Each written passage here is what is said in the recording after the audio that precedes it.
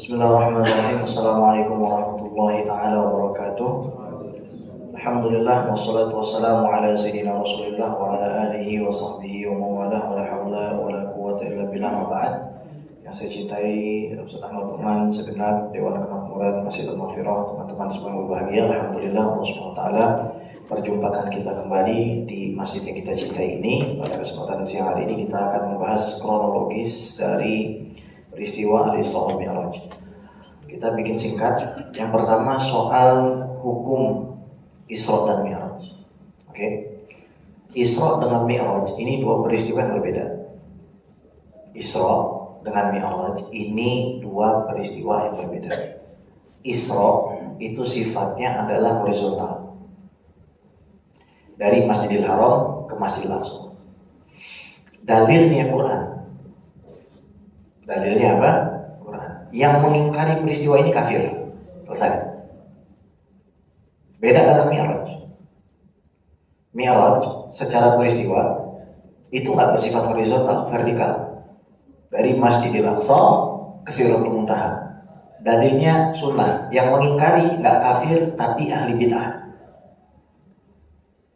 Jelas kan bedanya? Jadi kenapa sebab orang mengingkari Isra kafir, murtad? Sebab mengingkari ayat Al-Quran. Yang pertama nih, harus teman-teman tahu. Ini kesepakatan ulama Ahlus Sunnah wal Jamaah gitu. Dua. Surat Al-Isra ayat 1 itu salah satu ayat yang mana Allah Subhanahu wa taala menyebut dirinya berkali-kali selain daripada ayat kursi. Subhana, maha suci. Alladzi, nyambungnya juga ke Allah. Yang maha suci Allah. Alladzi asra, memperjalankan. Yang memperjalankan siapa? Allah lagi. Bi'abdihi, hambanya. Nyanya kembali kepada Allah.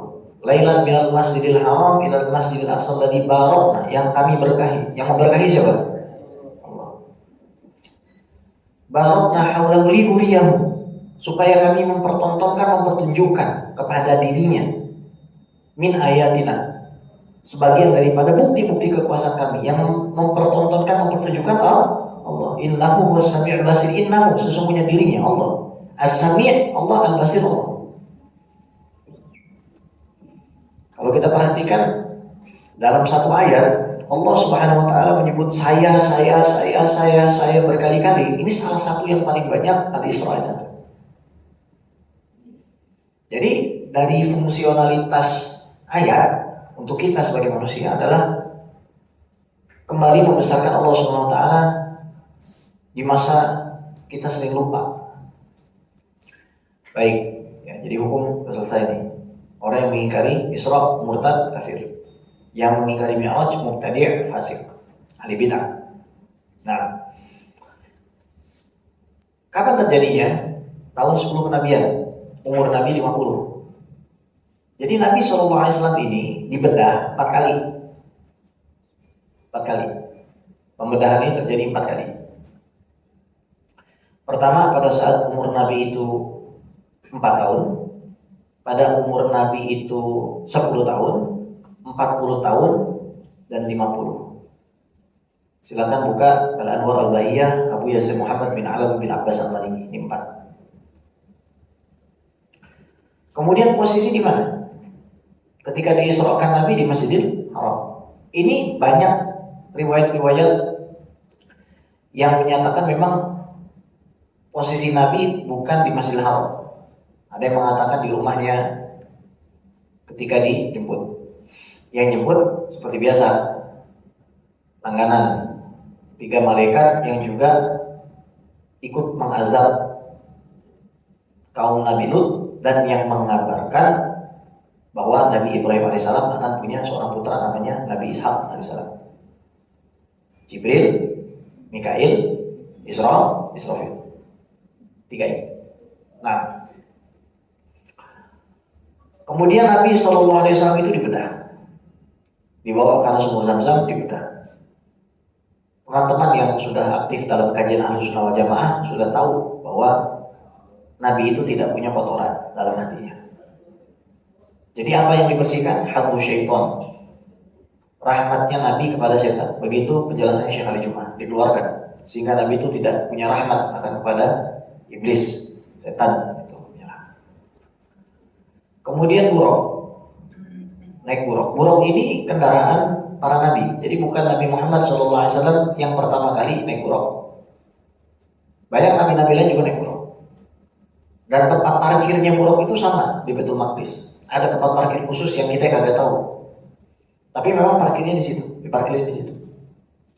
Buruk ini seperti kuda, punya sayap, secara tinggi itu gabungan antara kuda dengan himar. Himar itu keledai, jadilah namanya baqal. Kuda hybrid himar, jadilah baqal. Sayapnya panjang. Awal-awal Nabi mau dinaikin ke buruk, buruknya nolak. Setelah itu dikasih tahu sama malaikat Jibril, kamu nggak tahu ini siapa? Ini Muhammad bin Abdullah alaihi salatu wassalam. Lalu buruk menjadi ciut, menundukkan dirinya di hadapan baginda Nabi Muhammad SAW. Dan ini mukjizat luar biasa. Bagaimana dengan kendaraan yang begitu cepat, Nabi Muhammad kagak pakai helm sama windshield, kan begitu. Tapi tetap kuat. Ya, ini adalah salah satu karunia Allah kepada hamba pilihannya baginda Nabi besar Muhammad sallallahu alaihi wasallam. Baik. Memang terjadinya di tahun ke-10 di mana beliau kehilangan paman beliau Abu Thalib dan juga Siti Khadijatul Kubra. Jadi memang berat. Sebelum ada persyaratan sholat, Nabi Muhammad SAW sholat, ini khilaf para ulama, tapi yang paling masyhur adalah sholat di pagi hari dan di malam hari. Jadi sholat itu dibagi jadi dua. Begitulah cara Nabi SAW beribadah. Tempat pertama yang dikunjungi Nabi, ada satu kebun kurma, Pak. Kebunnya banyak banget kurma gitu. Akhirnya kata malaikat Jibril, Inzil Muhammad fasholli. Turun dan sholat. Turun, sholat. Ditanya, atadri aina sholat ya Muhammad? Kamu tahu nggak sholat di mana? Saya nggak tahu. Maka kata malaikat Jibril, sholaita fi Thayyibah. Kamu sudah sholat di Thayyibah, yaitu Madinah Al-Munawwarah. Itu tempat pertama Nabi sholat. Setelah itu Nabi berjalan. Di perjalanan tersebut Nabi melihat berbagai macam fenomena. Pertama ada orang nanam, kemudian nanamnya sekali, manennya itu berkali-kali. Ini siapa mereka? Mereka orang yang berjihad di jalan Allah dengan nyawa dan harta mereka. Jalan lagi Nabi, melihat fenomena ada orang angkat batu besar-besar pecahin kepalanya. Utuh lagi, angkat lagi, pecahin lagi. Ini orang siapa? Mereka yang suka meremehkan sholat. Jalan lagi nyium bau harum. Ini bau apa? Ini tulang belulangnya Siti Masyitoh dan keluarganya. Masyitoh itu nama aslinya kita nggak tahu. Masyitoh itu artinya tukang sisir. Makanya kalau punya bini namanya Masyitoh, nyisir mulu tuh. Ya. Dia tukang sisir, anaknya Firaun. Sisirnya jatuh. Namanya kalau orang Betawi latah kan macam-macam. Copet. Apa gitu. Ini latahnya Masya Allah. Bismillah halaka Fir'aun. Dengan nama Allah celakalah Fir'aun. Bayangin Pak, nyisirin anaknya bos, sisirnya jatuh, bokapnya dilaknat. Terus kata anaknya, kamu kalau tidak meralat ini saya aduin sama bapak saya. Aduin aja, diaduin, dipanggil Masyitoh. Kamu punya Tuhan selain saya? Iyalah, Robbi wa Rabbukallah. Tuhan saya dengan Tuhan kamu sama Allah. Kamu mau murtad nggak? Enggak. Kalau begitu kamu siap dibunuh? Iya. Dikumpulin keluarganya. Jadi dia ini keluarga berencana Pak. Radhiyallahu ta'ala anha. Keluarga berencana. Suami satu, anak dua. Masya Allah. Akhirnya diisi kualinya dipanasin, suruh loncat satu-satu. Suaminya loncat, anak sulungnya loncat, tinggal Siti Masyitoh dengan bayinya. Namanya ibu. Pasti ada rasa iba, reluctant, ada gimana nih loncat atau enggak. Bukan karena ragu pada janji Allah, enggak tega. Nah bayi ini ngomong, ya ummi la takhafi wa la tahzani fa innaki 'alal haqq. Ini bayi ngomong dalam sejarah ada 4. Nabi Isa, bayinya Juraij yang dituduh dia itu bersetubuh dengan pelacur yang punya anak. Tiba-tiba bayi itu ngomong, saya itu anak pengembala, dia zina sama pelacur ini. Kemudian Siti Masyitoh dan Ashabul Ukhdud, Qutila Ashabul Ukhdud. Makanya kalau ada orang ngerokok tuh namanya udut. Ukhdud itu artinya api yang berkobar. Udah tahu belum kisahnya? Udah kan? Wah, panjang juga nih. Jadi ini ada raja namanya Yusuf bin Syurabil. Ini hadis bukan ngarang. Dia punya tukang sihir. Tukang sihir bilang, gue pengen pensiun. Saya gampangin dah. Saya pengen pensiun. Cariin saya murid. Cariin laki-laki muda. Di antara rumah laki-laki muda ini sama tempat tukang sihir ada rumah ibadah. Di situ rahib ngajar. Dia dengerin, asik juga nih. Tempat tukang sihirnya terlambat. Nah terlambat digebukin. Dia ngadulah sama rahibnya. Kalau seandainya saya ini kesana dipukuli, ya udah kamu bohong aja. Jadi kalau kamu terlambat pulang, bilang kamu ditahan tukang sihir. Kalau misalkan kamu terlambat ke tuas, ditahan keluargamu. Terus begitu. Suatu hari sampailah waktu di mana ada rakyat itu nggak bisa lewat satu jalan karena ada dabah azimah, singa gede lah pokoknya, gede banget singa. Nanti ambil batu. Hari ini saya akan tahu siapa yang benar. Dilempar. Kalau ternyata dia mati, berarti yang benar adalah rahib. Kalau nggak berarti tukang sihir mati. Dia ngadu sama gurunya rahib itu. Ya waladi, wahai anakku, sekarang kamu sudah derajatnya lebih dari saya. Pokoknya apapun yang terjadi jangan diceritain. Nah intinya panjang nih cerita. Kita kan mau Isra Mi'raj, ya. Gimana kelanjutannya? Udah, ntar aja lah. Pokoknya intinya Ashabul Ukhdud ini satu negara disuruh kafir nggak mau. Akhirnya di bawah jurang dikasih api besar dan disuruh loncat. Nah ada ibu-ibu bawa anak bayi. Bayinya ngomong perkataan yang sama, mengatakan perkataan yang sama dengan apa yang disampaikan oleh anaknya Siti Masyidah ini. Ya ummi la takhafi wa la tahzani fa innaki 'alal haq. Jangan takut bu, karena kamu berada dalam kebenaran. Nah, disyarah sama para ulama bahwa orang-orang yang seperti ini nggak ngerasain sakit matinya karena nyawanya udah keburu dicabut sebelum badannya kebakar. Nah kan, jangan lagi itu. Terus ngelihat ada orang nyakar-nyakar badannya pakai tembaga. Ini siapa? Mereka orang yang suka gibahin orang lain.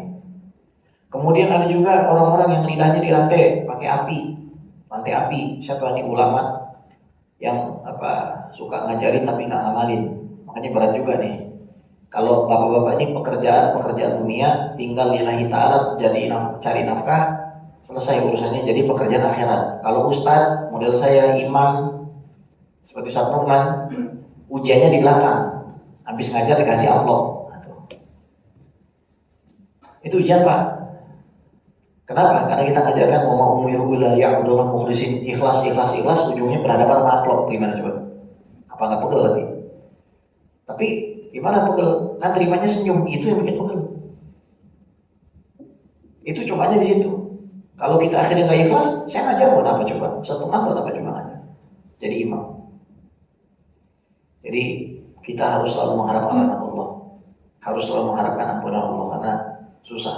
Kata Imam Ghazali, kalau kamu mau tahu amalan kamu yang paling sempurna nanti, kan kita semua berandai-andai ataupun memikirkan kira-kira amalan saya paling top itu yang mana? Amalan kamu yang di situ tidak ada syarikat yang bersarikat dengan Tuhan, yang total Allah aja. Apa tuh kira-kira? Allah a'lam. Ya, makanya mengandalkan rahmat Allah, jangan mengandalkan keadilan Allah. Baik, jalan lagi nih. Sampai ke satu pohon. Nabi disuruh sholat di bawah pohon. Kamu tahu nggak sholat di mana? Kamu sholat di pohonnya Nabi Musa. Dulu Nabi Musa ketika diuber sama Fir'aun, habis bunuh orang keluarga Fir'aun itu di Mesir, kan lari ke Madian. Berteduhnya di bawah pohon itu. Ini juga dalil bahwa kita disunahkan, dianjurkan mengunjungi tempat-tempat bersejarah dan bertabarruk di situ. Buktinya Nabi disuruh sholat kok. Sholat itu kan amal soleh di tempat yang bagus, di mana ada seorang nabi pernah bersandar di situ. Zaman sekarang kalau ikut travelnya Wahabi mah nggak cukup lihat doang, ya kagak boleh sholat, kagak boleh apa, ya. Pernah lihat orang sholat jenazah di Uhud? Ada, boleh gitu. Kalau misalkan ke Syuhada Uhud, Baki, yang pertama kali kita ziarah, orang yang pertama kali ke situ, sebagaimana Nabi ketika ada sahabat yang meninggal, beliau belum sempat nyolatin, beliau datang beliau sholatin di kuburannya itu. Itu sunnah. Dan sunnahnya kalau ziarah itu malam, karena Nabi punya waktu rutin setiap minggu itu untuk ziarah di malam hari ke Baki. rutin ziarah. Kemudian Nabi jalan lagi ke satu bukit, dan Nabi disuruh sholat lagi, ditanya, "Atadri aina sholat?" Kamu tahu nggak kamu sholat di mana? Enggak. Kamu sholat di tempat Musa menerima wahyu pertama kali di Tursina. Ini ironi sebenarnya. Nabi Musa alaihissalam menerima wahyu di Tursina. Tugasnya adalah membawa Bani Israel dari Mesir kemana Pak? Palestina. Sampai nggak ke Palestina? Enggak. Wafatnya di Tursina gara-gara kebodohan Bani Israel yang tidak mau masuk ke dalam negeri Palestina, disebabkan mereka takut dengan orang-orang yang di Palestina. Akhirnya 40 tahun dibikin tersesat sama Allah. Nabi Harun meninggal 3 bulan sebelum Nabi Musa alaihissalam. 3 bulan setelahnya Nabi Musa alaihissalam meninggal. Kita nggak ada yang tahu kuburnya.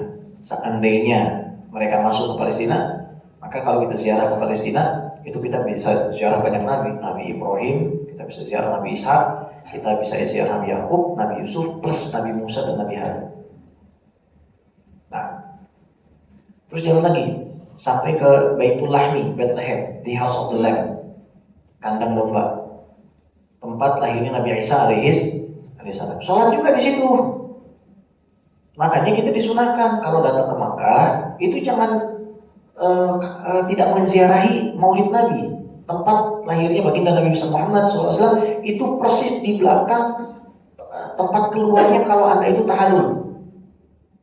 Kalau Anda tahallul setelah Anda itu sa'i, setelah Anda Safa Marwah, ketika Anda sampai di Bukit Marwah, itu kan ada jalan keluar. Anda tinggal ikutin aja, itu di belakangnya ada.